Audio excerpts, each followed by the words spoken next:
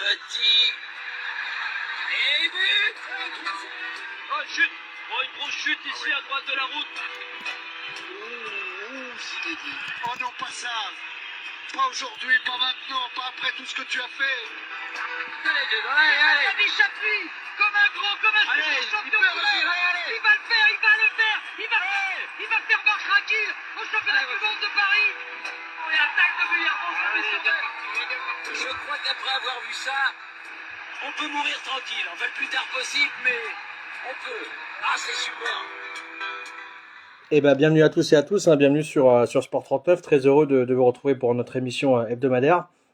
Alors ce soir, je voulais mettre en avant un sportif assez exceptionnel, un sportif qui est malvoyant, qui est du côté de Saint-Laurent-en-Grandvaux. On va le recevoir dans quelques instants, on va le laisser se présenter et revenir un petit peu. On a à peu près une demi-heure d'émission sur son histoire un petit peu et le récent défi qui s'est lancé et qu'il a réussi avec son ami partenaire Julien Lissandre sur le vélo en tandem.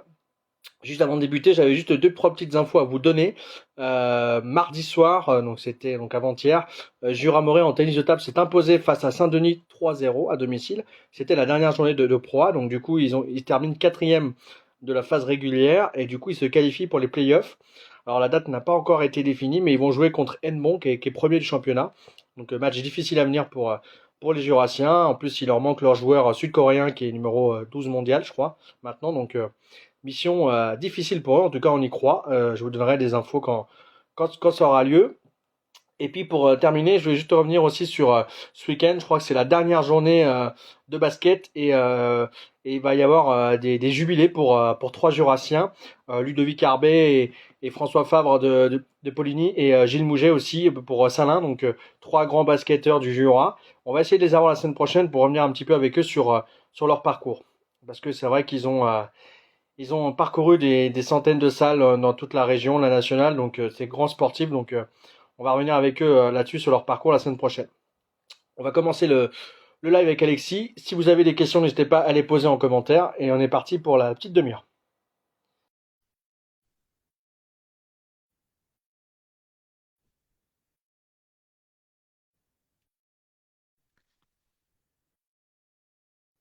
Salut au coach El Cholo. Bonsoir Alexis. Bonsoir, bonsoir. Je sais pas si on me voit. Pour l'instant non, mais parce que c'est un peu sombre, voilà, c'est un peu flou. Je pense que ça va arriver peut-être l'image. Alors, tac. C'est bizarre. Non, c'est que voilà. Je l'ai mis en mode photo alors qu'il fallait le mettre en mode selfie. Impeccable. Voilà. Merci beaucoup d'avoir accepté l'invitation pour revenir un petit peu sur ton récent défi, sur un petit peu ton parcours. Puis, alors on va en parler aussi tout de suite un petit peu de ton handicap. Mais avant de commencer, est-ce que tu peux te présenter un petit peu ton âge, d'où tu viens, est-ce que tu fais dans la vie? Alors, je m'appelle Alexis, j'ai 41 ans. Je suis originaire de la Touraine et je suis installé dans le Jura depuis 2011. Voilà, un changement de volontaire avec ma compagne, on voulait se rapprocher de la montagne. Professionnellement, tu fais quoi, tu Alexis? Alors moi, je suis menuisier bénisse de formation. D'accord. Et actuellement, je travaille au lycée de Morée en tant qu'agent de maintenance. Okay. Donc voilà, même si je suis malvoyant, je peux encore travailler. Je présente un peu mon handicap. Bien sûr, ouais. On va expliquer un petit peu aux gens et puis quand est-ce que ça t'est arrivé et puis un petit peu comment la maladie évolue. D'accord. Donc j'ai le syndrome de Usher, donc ça touche la vue et l'audition. Donc j'ai le double handicap. Donc je suis malentendant quasiment de naissance. Je suis appareillé depuis l'âge de 5 ans. Donc voilà, la nouvelle technologie des appareils, ça se fait très bien. Je parle normalement, j'entends quasiment bien avec les appareils. L'handicap visuel est arrivé, alors sans le savoir, vers l'âge de 25 ans, okay. Par tout ce qui était cécité, problème nocturne de nuit. Et vraiment, je l'ai su il y a 9 ans. Oui. Vraiment. Avant, mon ophtalmo m'avait dit ralentis ta cadence de sport, tu fais trop de choses, voilà, le corps est fatigué, parce que je me cognais à beaucoup de choses, les bancs de ville, les coins des tables, les chaises, voilà, c'était chaud. et je savais pas ce que j'avais. Tu pensais que c'était le surménage, comme te disait ton ophtalmo, c'était l'inattention, quoi. Oui, moi je me trouvais maladroit, alors que finalement c'est la maladie qui était là et qui évoluait, qui avançait. Et voilà, je l'ai su vraiment il y a 9 ans, en faisant, voilà, j'ai eu un gros choc émotionnel, et voilà, j'ai dit il faut que je fasse quelque chose, et voilà. Donc après quasiment 1 an et demi d'examen, tout ça, et d'attente, voilà, j'ai su que j'avais une rétinite pigmentaire. Donc j'ai une réduction de champ de vision. L'être humain a un champ de vision à peu près de 160 degrés, quasiment une vue panoramique. Et moi, j'ai entre 5 et 10 degrés. Tu expliquais sur un article à Antoine Delstar il y a 2 ans déjà que tu voyais entre 5 et 10 degrés. Aujourd'hui, c'en est où cette vision? C'est toujours pareil ou pas? C'est quasiment stable, sauf que je fatigue beaucoup plus. Parce que depuis, j'ai eu un deuxième enfant, donc la vie est très très rythmée. Oui. Donc c'est très chaud et visuellement je fatigue très très vite. Tu faisais de sport avant tu faisais déjà pas mal de sport avant que la pathologie progresse. Tu faisais quoi comme sport déjà? Eh ben, j'étais basketteur. Mmh. J'étais basketteur. Après, j'étais arbitre aussi de basket en national. Donc c'était ma passion première. Mon père était basketteur, il m'a donné les gènes et j'adore toujours le basket, mais je peux quasiment plus jouer du tout. Ouais. Tout ce qui est sport de mouvement et de réaction, c'est fini pour moi. Le squash, le badminton, le tennis, le volley, tout ce que j'adorais, c'est fini pour moi. T'as oublié un sport quand même, le tennis de table. Après c'était. C'est vrai, c'est vrai. Et alors, oui, c'est vrai. Et c'est vrai que, alors du coup, on va peut-être revenir avant d'évoquer le dernier défi, mais sur le précédent, sur celui de la Vendée. Alors, je crois que c'était prévu normalement, c'était avant le Covid, hein, et du coup, ça s'est fait un peu plus tard en 2021. Est-ce que tu peux nous expliquer un petit peu, comment tu t'es lancé là-dedans, déjà pour dire, tiens, je vais faire du vélo maintenant, et puis le fait de trouver ton guide, voilà, un petit peu tout ça. Alors, mon guide, c'était un ami, donc un ancien collègue, qui était enseignant au lycée de Morée. Lui, il avait une passion comme vélo. Bien avant que je fasse du tandem avec lui, moi, je faisais du triathlon en paratriathlon. Et du coup, on faisait du vélo, du tandem ensemble. On a découvert un peu le tandem ensemble, vraiment à développer un peu le binôme, parce que ça reste un peu stratégique quand même. Et puis j'avais envie de faire, j'ai toujours l'âme de compétiteur, et j'avais envie de faire 1 ou 2 courses jurassiennes, essayer de m'introduire dans des courses valides. Et puis on n'a jamais réussi à trouver une date ensemble, en commun. Et je me suis dit, tiens, pourquoi pas un défi, partir 3, 4, 5 jours, on fait un périple, et puis c'est parti comme ça. Et puis j'ai dit, j'ai une maison de famille en Vendée, donc à l'autre bout de la France. J'ai dit, lui aussi il est tourangeau, il est de Touraine aussi. J'ai dit, tiens, on fait Jura-Vendée, en passant par Tours, on voit nos proches, nos familles, et voilà, et on a lancé ce défi. Et logistique, pareil sur la coordination au début sur le tandem, c'est ça un peu la difficulté avec l'improvisation. On s'approprie un petit peu le tandem, un petit peu la coordination, c'est ça un peu la difficulté. Tout ce que lui fait, moi je le fais. Tout ce que moi je fais, tout se sent au niveau des pédales. Et si lui veut arrêter de pédaler, moi je le ressens direct. Donc d'où la communication qui est très importante. Donc surtout au début, parce qu'on apprenait. Maintenant, on est un peu aguerri et on le fait dans le. Moi, je le fais. J'accepte comment dirais-je. J'ai appris à la sensation. Quand il met quand il met de la dureté dans les pédales, c'est qu'il faut ralentir, ou il y a un dos d'âne, ou il y a un virage. Voilà. Du coup, je me laisse aller. Et je suis beaucoup dans le toucher de pédale, parce que la parole, maintenant, on se connaît quasiment par cœur, et il y a quasiment, à part les gros obstacles, où il y a vraiment un besoin d'annoncer, mais sinon, le passage des vitesses qui est quand même très important dans les montées. Ouais. Parce que moi derrière, j'ai qu'une chose à faire, c'est appuyer sur les pédales. Et quand on monte une côte ou qu'on va changer de vitesse, si moi j'appuie, qui change les vitesses, et là j'entends les bruits de ferraille qui frottent, et là c'est horrible. Donc voilà, on a un petit code, il me dit change, hop, je lui donne un coup de mou, lui aussi en même temps, et on passe à vitesse, et tout est synchronisé, et ouais, c'est important. Alors, vous avez réussi hein, ce périple, heureusement d'ailleurs. C'était dur parce qu'il y a plus de 100 bornes tous les jours. C'était ça un petit peu le défi aussi de se prouver qu'on était capable d'enchaîner 5 journées à plus de 100 bornes sur le vélo, quoi. Alors, je reviens pour le premier périple. Alors là, c'était la grosse aventure. On faisait quasiment 150 km de moyenne par jour. Il y avait pas moins de dénivelé. Il y en avait quelques-uns, mais quelques-unes. Et là, on profitait de rien du tout. C'était pédaler et l'arrivée avant 18h, 19h. Donc, on faisait quasiment 9 heures de pédalage. Ouais. Et sur une sortie de 11-12 heures, parce qu'on mangeait, on s'arrêtait.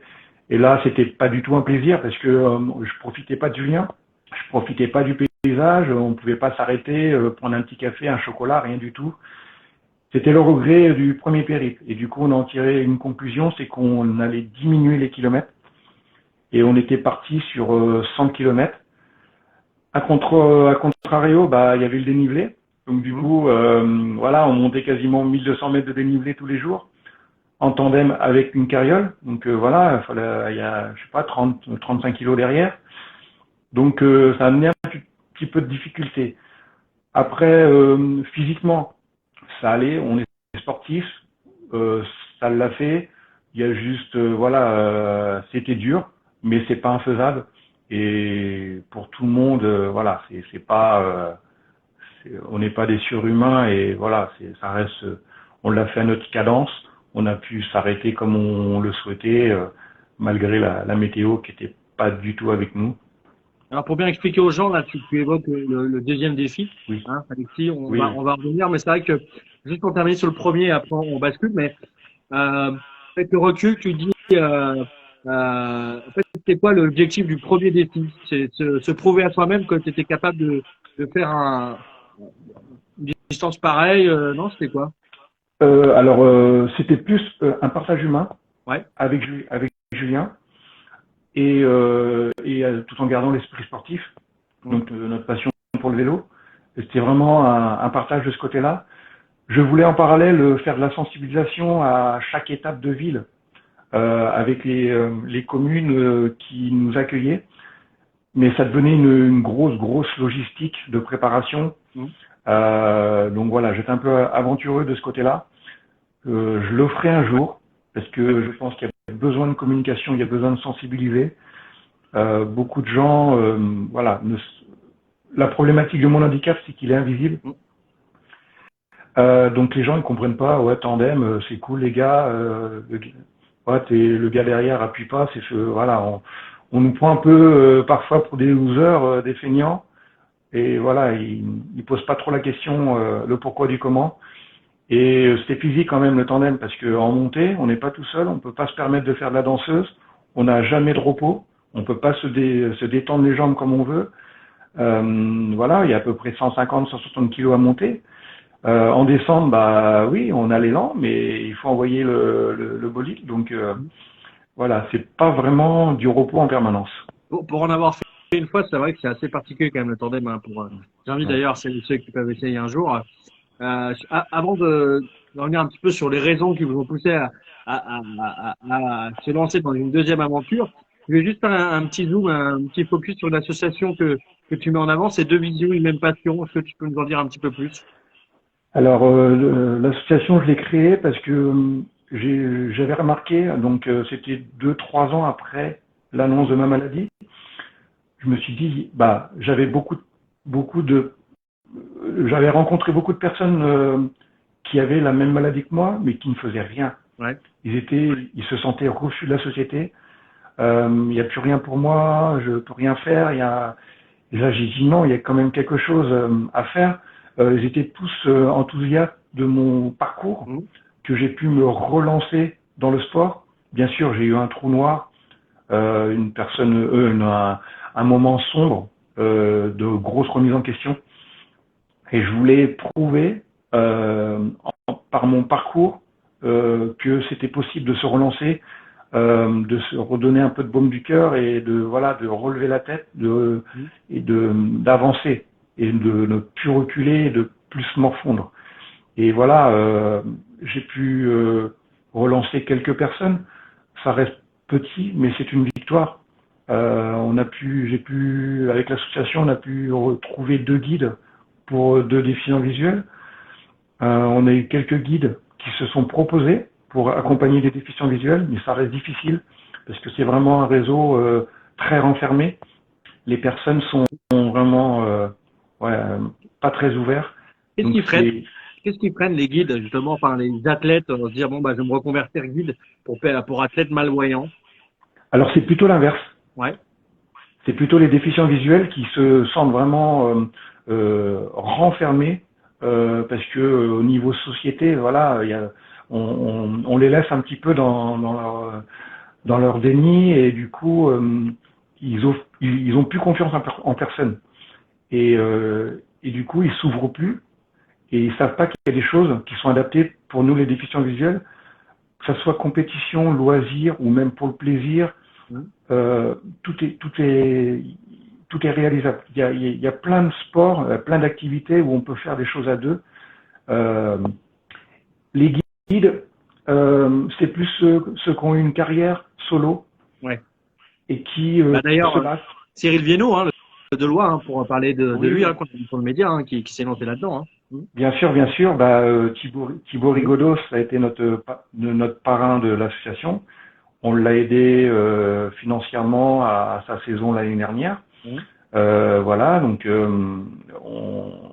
ainsi que sa compagne.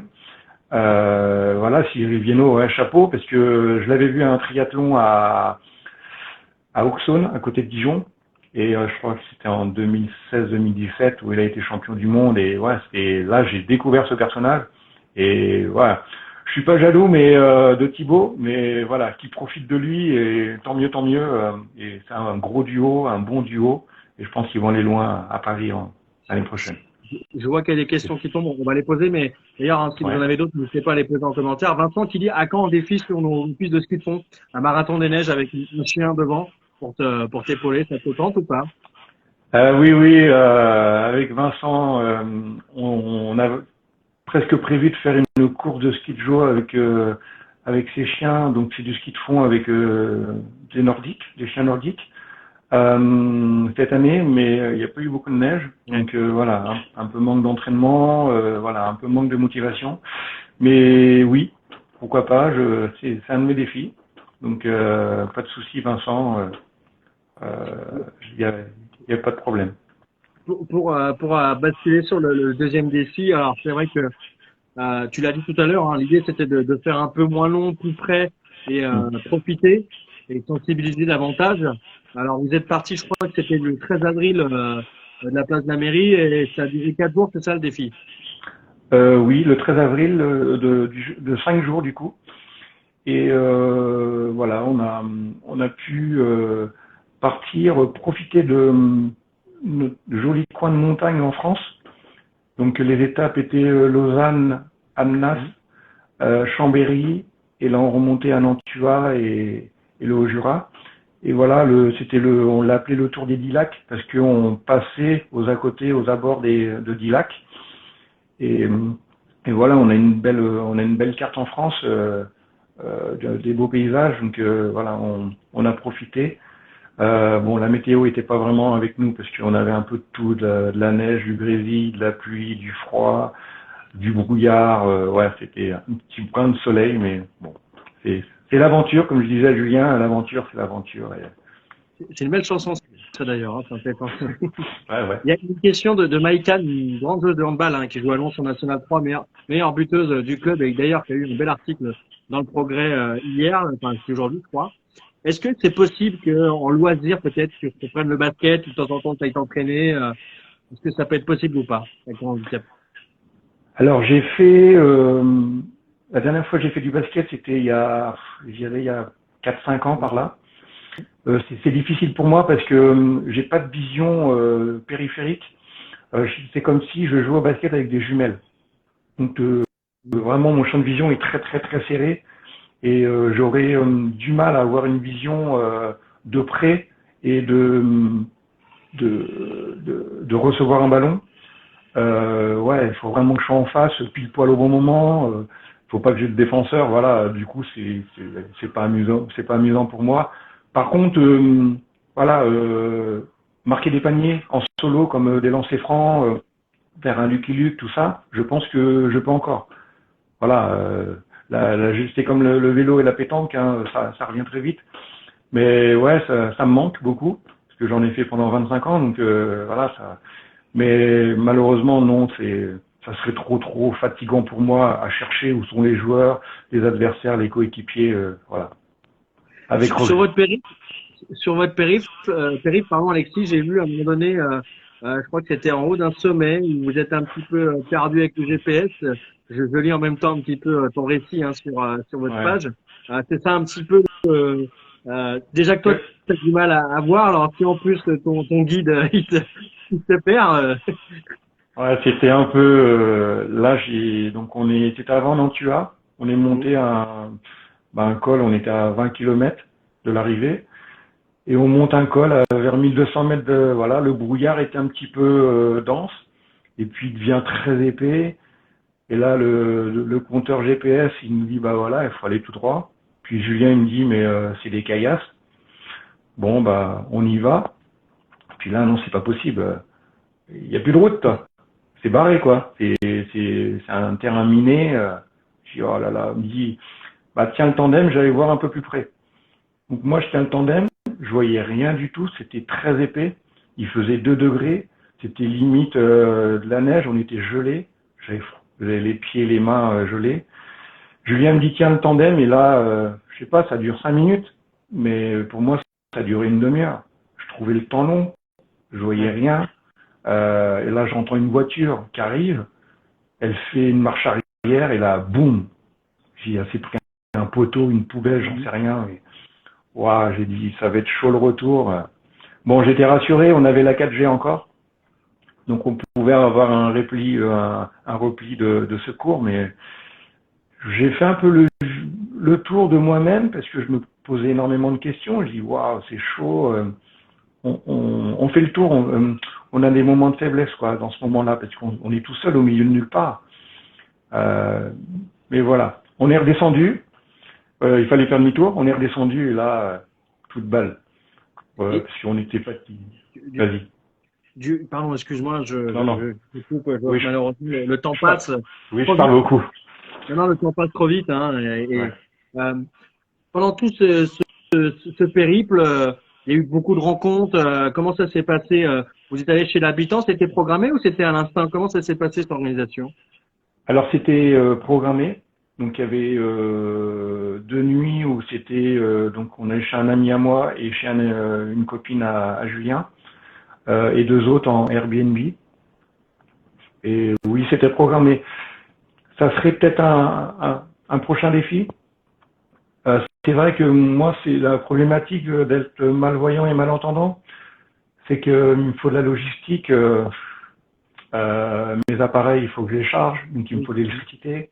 Voilà, il y a tout plein de choses. Il me faut de la lumière, même voilà, un peu de confort visuellement. Donc, je suis pas encore préparé pour partir à l'aventure. J'aimerais. Mais voilà, après 5 jours de suite, ça serait difficile. Mais 2-3 jours, partir avec voilà, j'ai reçu mon tandem de rando. Donc là, on est équipé pour parce que je devais l'avoir avant le périple et je l'ai pas eu. Donc là, voilà, peut-être pas le prochain, mais peut-être celui d'après. Et du coup, sur le bord de la route, il y a plein de gens qui ont dû être intrigués de vous voir. Vous avez eu quand même des encouragements. Vous êtes arrêté de parler avec les gens. Comment ça s'est passé? Alors non, on n'a pas été stoppé par les gens, mais les gens qui nous regardaient, ben voilà, 3-4 personnes, c'est pas énorme, mais c'est suffisant. qui ont été curieux, voilà, joli tandem, vous faites quoi, voilà, on explique, et puis voilà, chapeau, bravo, et voilà, c'est ces petits messages, c'est toujours sympa. Et du coup, il y a une personne qui dit, bah j'essaye, je prends une photo, il faut que je motive ma femme pour faire la Corse. Voilà, c'est des petits trucs. Bon, bah on repart avec le sourire, mais voilà, on n'avait pas de grosse communication, on n'avait pas de dans le domaine de l'handicap et le sport, quoi. Donc, Ouais, parce que je vois que un petit peu le leitmotiv de ce périph', c'est aussi de pas reporter au lendemain ce qu'on ouais, peut faire le jour même, parce qu'on ne sait pas ce qui peut se passer justement le lendemain. ouais. On se met trop de barrières dans les valides entre guillemets. Euh, je me C'est la force du j'ai fait un sport retour. aussi, grâce à ça, pardon. Ouais, ouais. Même dans toutes les choses de la vie, s'il y a un truc à faire, je le fais tout de suite parce que, alors c'est soit on oublie après, mais moi dans mon cas, c'est demain, je sais pas ce qui se passera. Donc, si je peux le faire et que j'ai l'opportunité, je le fais. Et je l'encourage, même aux personnes valides, à vous, à tout le monde, de profiter du moment présent. La vie aujourd'hui, elle est bâclée, voilà, avec tout ce qui se passe dans le monde. Profitez du moment présent, voilà, octroyez-vous un peu des petits plaisirs. Voilà, les excès, bon, on peut s'en passer, mais il faut se faire plaisir raisonnablement. Et c'est ce que j'essaye de dire à tout le monde. Et toi, pas simple. Non, c'est pas simple. C'est pas simple, surtout pour les déficients visuels. Ouais, mais j'ai personne, je suis tout seul, je suis célibataire, ma famille est loin, les copains ils osent pas se lancer. Voilà, c'est dur, c'est pas évident. Les troisième projets que tu parlais tout à l'heure, que vous indiquiez sur votre page Facebook, vous n'avez pas de date encore d'ici 2 ans, non? C'est pas. Ouais, par là, alors peut-être pas d'ici 2 ans du coup, mais peut-être faire des mini périples de 2-3 jours, ça reste abordable.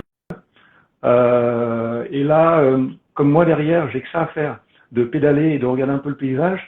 Donc, bah, je regarde un peu le dénivelé. Tiens, bah, il reste 5 km avant le col. Julien, il est pas numérique, il est pas technologique. Et il me dit, eh ben le prochain défi, je le fais avec une carte Michelin, comme ça tu pourras rien me dire, et on fera tout à la one again et à l'ancienne. Je dis bon, ok, et ben je vais prendre sur moi et puis voilà, j'accepte et puis je profiterai autrement de ma position de l'arrière du tandem et sans rien contrôler. Je vais pas dire je contrôle, mais voilà, j'essaye de participer comme je peux. Et voilà, on fera à l'ancienne. Alors, je vois qu'il reste 3-4 minutes. Si vous avez des dernières questions, n'hésitez pas à les poser.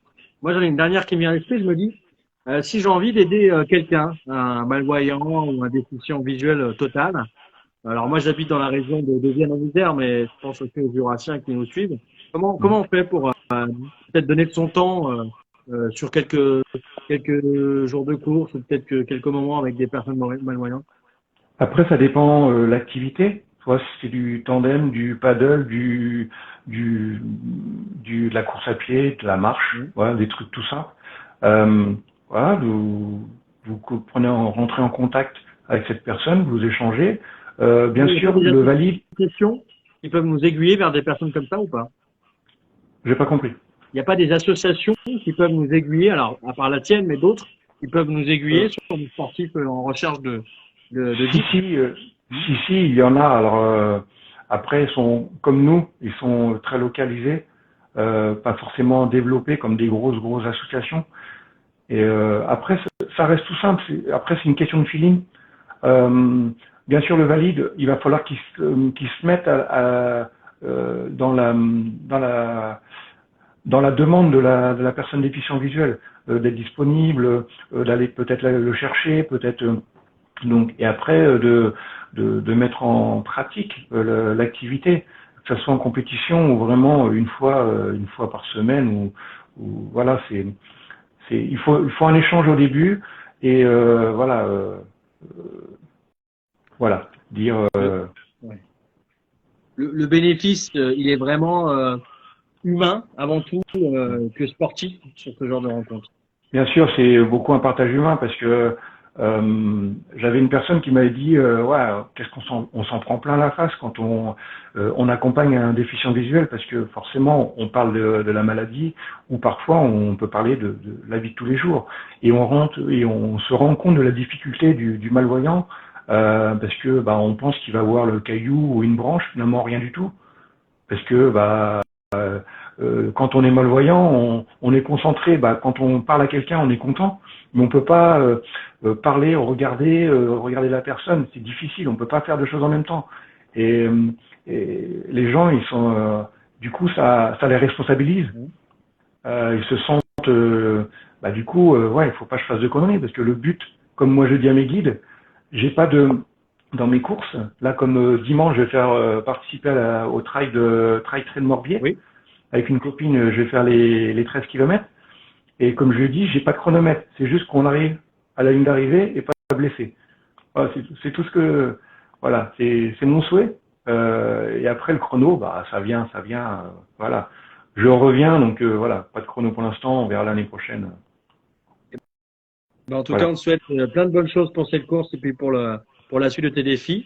Merci beaucoup, en tout cas, Alexis, d'avoir donné un petit peu de ton temps et ton message qui est vraiment hyper important et je trouve fédérateur pour tous les gens parce que on doit se mettre aussi au service des gens qui ont des handicaps et donner plus de temps, je pense. C'est ça aussi qui est important.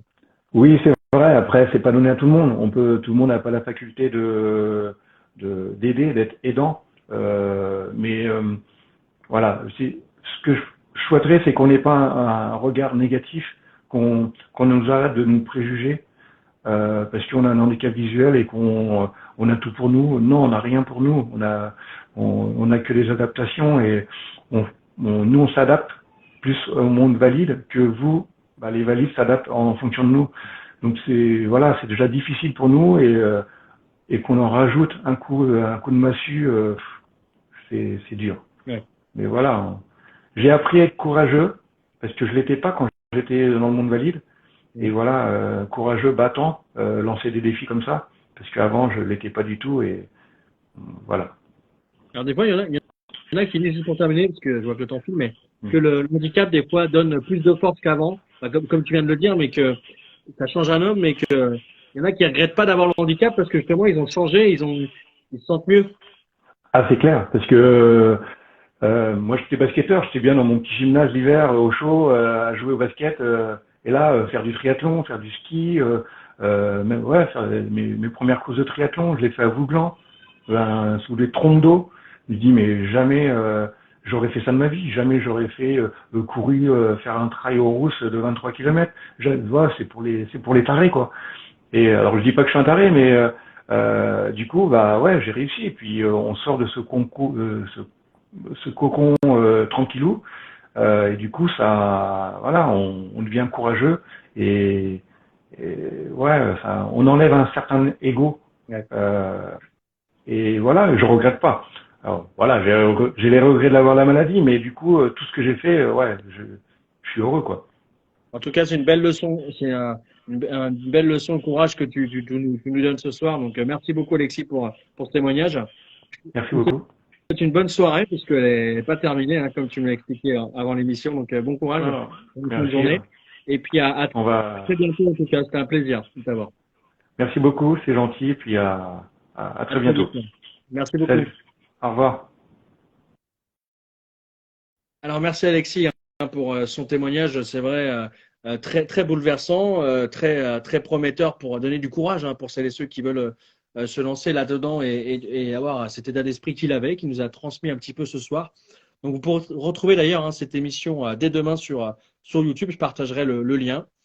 Donc c'était vraiment bien. Donc merci beaucoup en tout cas pour votre fidélité ce soir. Et puis je vous donne rendez-vous donc la semaine prochaine pour notre live hebdomadaire, comme d'habitude, même lieu, même heure. Alors ça sera 20h30 et pas 19h. Ce soir c'est un petit peu particulier pour s'adapter un petit peu aux horaires d'Alexis. Donc pas de souci de ce côté-là. Bonne soirée à vous et puis je vous souhaite un très bon week-end, prolongé peut-être pour certains et certaines. Donc profitez bien, bougez-vous comme il l'a dit Alexis et puis à la semaine prochaine. Allez, ciao.